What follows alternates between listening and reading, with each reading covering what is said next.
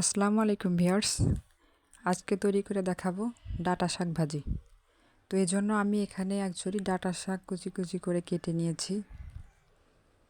তো আর আমার কিছু মশলা লাগবে। এখানে ছোটো সাইজের 2টা পেঁয়াজ কুচি নিয়েছি এবং একটা রসুন কুচি নিয়েছি এবং 14-15টার মতো কাঁচামরিচ চেরা নিয়েছি। আমার মরিচের সাইজগুলো ছোট, যার জন্য একটু বেশি পরিমাণে নিয়েছে, শাক ভাজিতে বেশি লাগবে।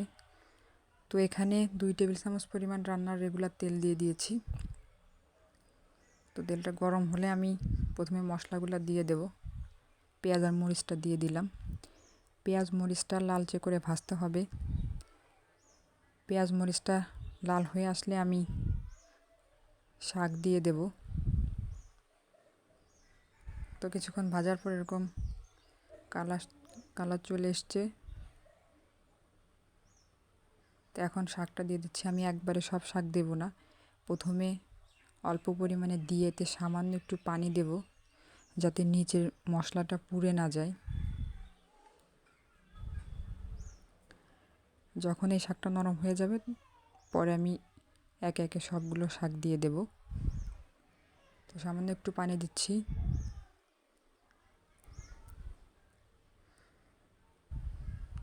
জালটা মিডিয়াম হাইতে রেখেছি। কিছুক্ষণ পরে এটি মিডিয়াম লো করে দেব। তো আমি 2-3 বারে শাকটা দিয়ে দেব।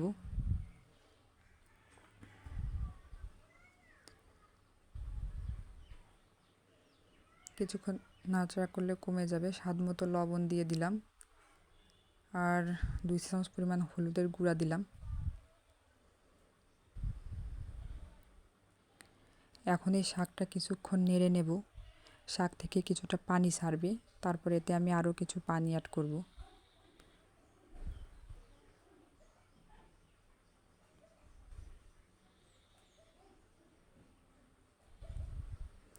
তো এখন এতে আমি আর একটু পানি দিয়ে দিলাম। তো শাক থেকেও কিছুটা পানি বের হয়েছে। এই পানিটাতে আমার শাকটা সেদ্ধ হয়ে যাবে। আমি কোনো প্রকার ঢাকনা দেব না। পানিটা শুকিয়ে শাকটা সেদ্ধ হওয়ার পর যখন তেল উঠে আসবে, তখন ভাজিটা আমি চুলা থেকে নামিয়ে ফেলবো।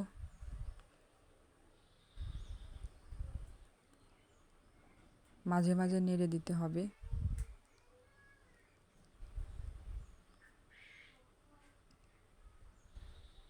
আস্তে আস্তে পানিটা শুকিয়ে আসছে।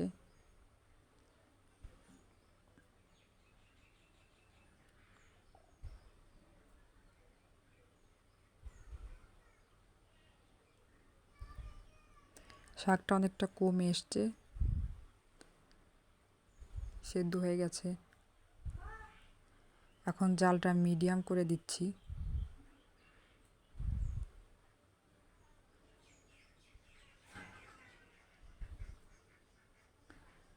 তো ভাজি প্রায় হয়ে এসছে, তেলটা ছাড়তে শুরু করেছে।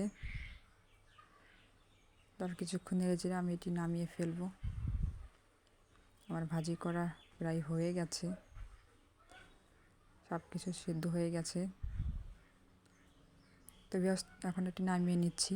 তো তৈরি হয়ে গেল আমার খুবই সহজে ডাঁটা শাক ভাজি। তো সবাই ভালো থাকবেন। আল্লাহ হাফেজ।